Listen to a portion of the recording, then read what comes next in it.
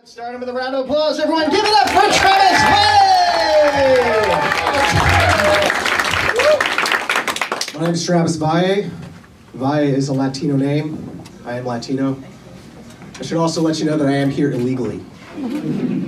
Not immigration-wise, I'm supposed to be on house arrest, so. If you see my parole officer, be cool.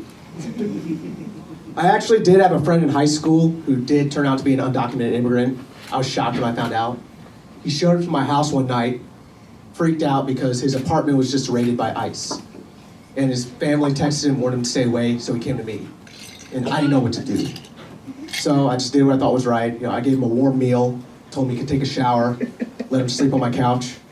I did everything I could to keep him there until the cops arrived. Not taking my job. My wife follows a wedding planner on YouTube, and she gave out this one bit of advice that was, when you're preparing your wedding invitations, in certain cultures, you need to put the start time for the ceremony 30 minutes to an hour early to make sure that everybody shows up on time. In certain cultures. That's a very polite way of saying Latinos will definitely show up late to your wedding. Which is 100% true, and I can speak from personal experience. Latinos will show up late to everything, except for yard sales. If you put out a sign saying you're going to have a yard sale at 7 a.m., they will show up at your house before you even wake up. They'll knock on your door and be like, how much for this? You got to be like, dude, that's my mailbox. All right, ladies and gentlemen, that's been my time. My name is Tyler Rich. Let's bring your host back on up here.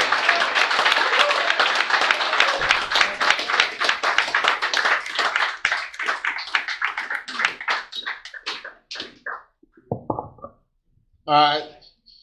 Thank you, Tyler. This was actually his make-a-wish to be on the show tonight, so I'm glad I could help him out with that. Before I introduce this next one, I just want to do a quick little thing while he hypes up.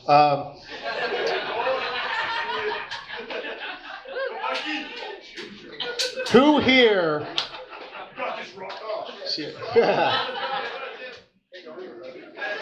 God damn it, the first time they let a black person in here and you just... You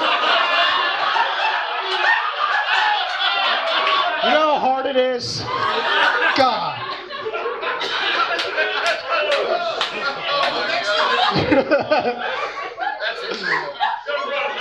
Hey, I had to get in here illegally, all right? That's how I wasn't invited. Yeah. I used to date this redhead, and she was super woke and into political correctness. And she didn't even like it when I called her a redhead. She said, "Stop calling me a redhead. We're called Native Americans."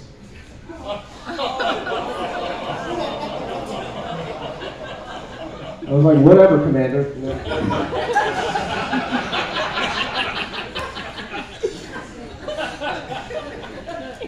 I do try to be, kind of a social justice ally, I actually went to a Black Lives Matter protest one time. Super awesome.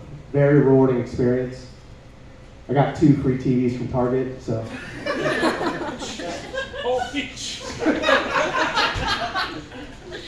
Can't wait for the next one. I just want to make a quick observation here. This table feels like a table that would normally protest my comedy. I feel like you are more likely to have a Black Lives Matter flag than this table, to be honest. Is there anyone here who celebrates Kwanzaa? No? Shocking. In this diverse crowd, we don't have enough Kwanzaa representatives.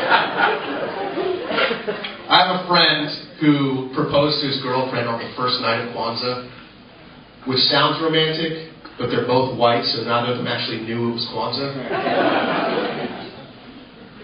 My wife and I spent Christmas with our in-laws, and they got me a book called Bad Days in History. And it's a compilation of tragic and unfortunate events that have taken place throughout history. It's got a different event for each calendar day of the year. So for fun, I decided to look up Christmas Eve. In my head I'm thinking, who died on Christmas Eve? Turns out the event that they had was December 24th, 1865. which was the official formation of the KKK.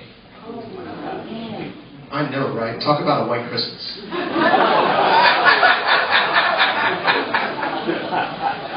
And I remember thinking, like, why? Why do you have to start the KKK on Christmas Eve? You know, why do you have to ruin that day? That's like going to a friend's birthday party and starting the KKK. Like, I can't think of the worst thing to do. When I worked as a supervisor, one of my employees under me came out as trans. Born biological male, transitioning to a woman. And so we had to go to my office, we had a long conversation about what that would mean in the workplace. And I was very supportive, and I made a promise that she would be treated like the real woman that she is. So I lowered her pay by 20%.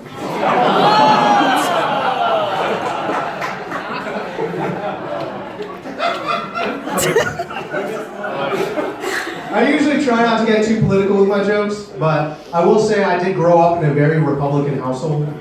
Everybody in my family is a Republican, which is why we were so shocked when we found out that my grandma voted for Joe Biden in the 2020 election. Weirdest part about it was, she died like 20 years ago.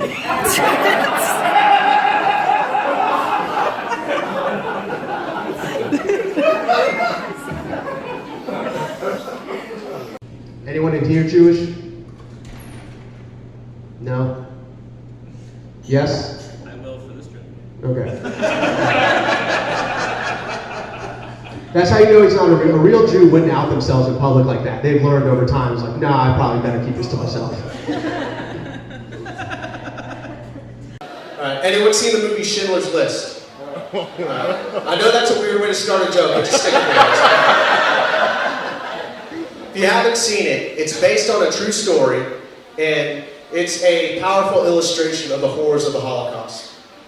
And I was watching it one night. My young niece walked into the room. She saw the part where the little girl in red was being carted off with about a dozen other dead bodies. And it upset her. She starts crying. And she said, "Is that little girl dead?" And I freaked out. I didn't know she was in the room. So I jumped up and I was like, no, honey, she's not dead, all right? It's just a movie. It's fake. It's not real, all right? And I calmed her down. And I sent her back to bed. And I thought that was the end of it. Till a few weeks later, I got a phone call from her school. Turns out they were learning about the Holocaust. And my niece told her teacher, "Uncle Travis said it's fake, it's not real, no one died." All right, my name's Travis Valle, thank you.